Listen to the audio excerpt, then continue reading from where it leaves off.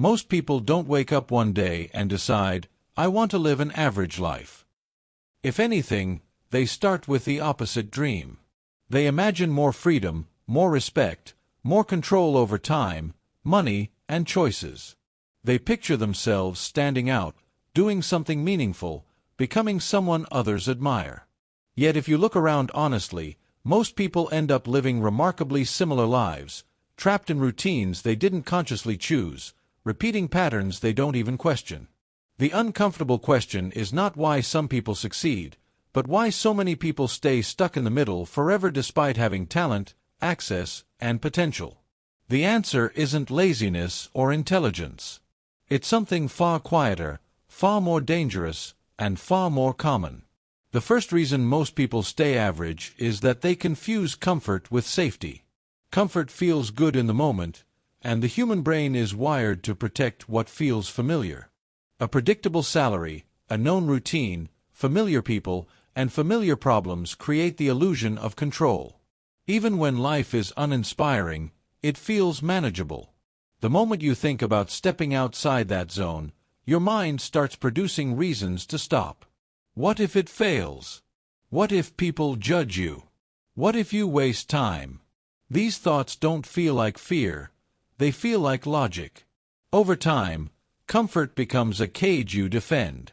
You stop asking whether your life excites you and start asking whether it disturbs you.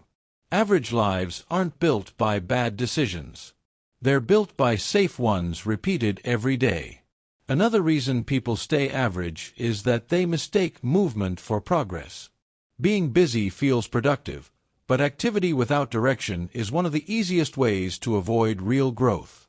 People fill their days with tasks, meetings, errands, scrolling, and small responsibilities that create the sensation of effort.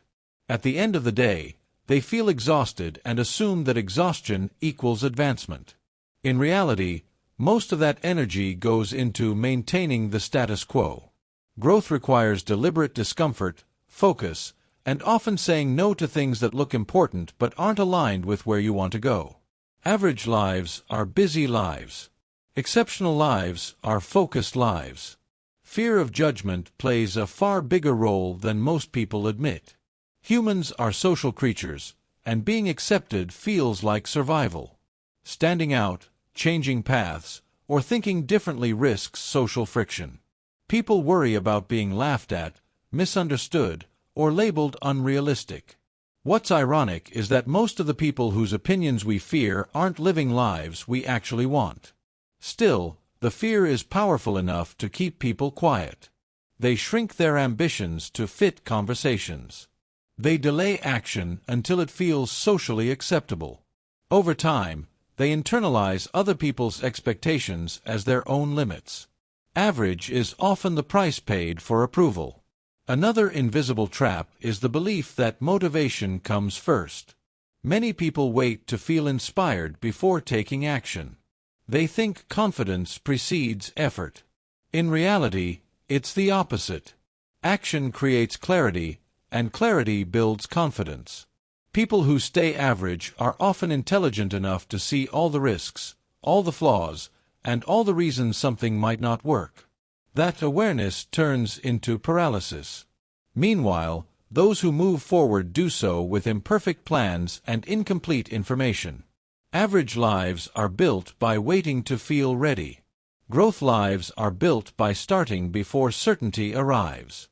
Most people also dramatically underestimate the power of small, boring decisions made consistently. They look for dramatic breakthroughs, overnight success, or life-changing moments. When those don't appear, they assume progress isn't happening. The truth is that most extraordinary outcomes are the result of unremarkable habits repeated over long periods of time. Reading when others scroll, practicing when others relax, learning when others complain, and showing up when others quit doesn't look impressive in the short term. It looks lonely.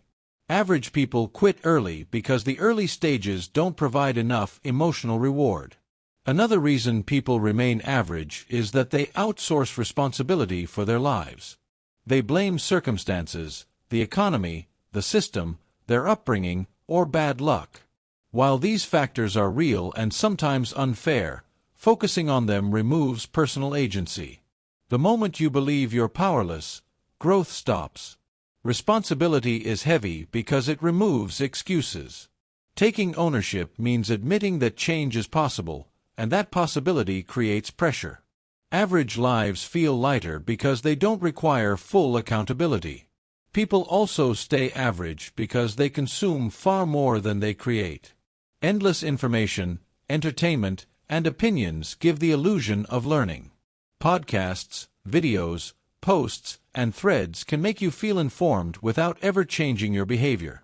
Consumption is easy. Creation is hard. Creation exposes you to feedback, failure, and self-doubt. The average person knows a lot but builds very little.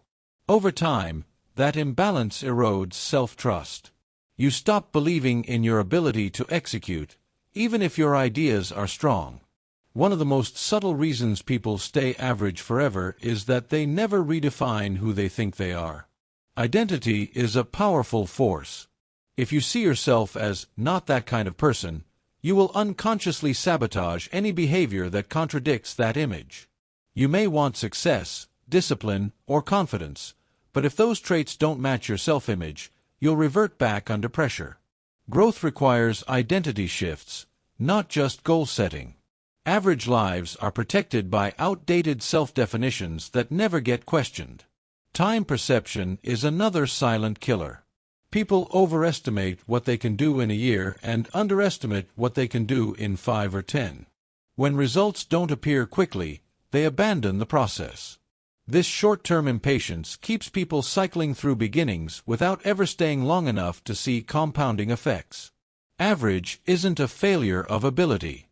It's a failure of patience. Perhaps the biggest reason most people stay average is that they never sit still long enough to confront their own dissatisfaction. Distraction numbs discomfort. Noise fills silence. As long as life is okay, they avoid asking harder questions. Am I proud of how I spend my time? Am I growing or just aging? Am I building something or just reacting? Those questions are uncomfortable because they demand change. Average lives are built on avoiding self-confrontation. The truth is, staying average is easy. It requires no courage, no long-term vision, no willingness to be misunderstood. It asks only that you keep doing what you've always done.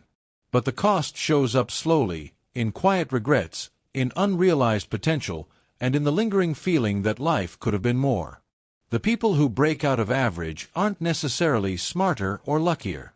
They are simply more honest with themselves and more willing to endure short-term discomfort for long-term fulfillment. If there's one thing to take away, it's this: average is not your destiny unless you repeatedly choose it. You don't need a dramatic transformation or a perfect plan. You need a willingness to question your routines, challenge your assumptions, and act before you feel ready. Growth begins the moment you stop protecting your comfort and start protecting your future. If this resonates, don't just agree with it. Do something small today that your average self would avoid.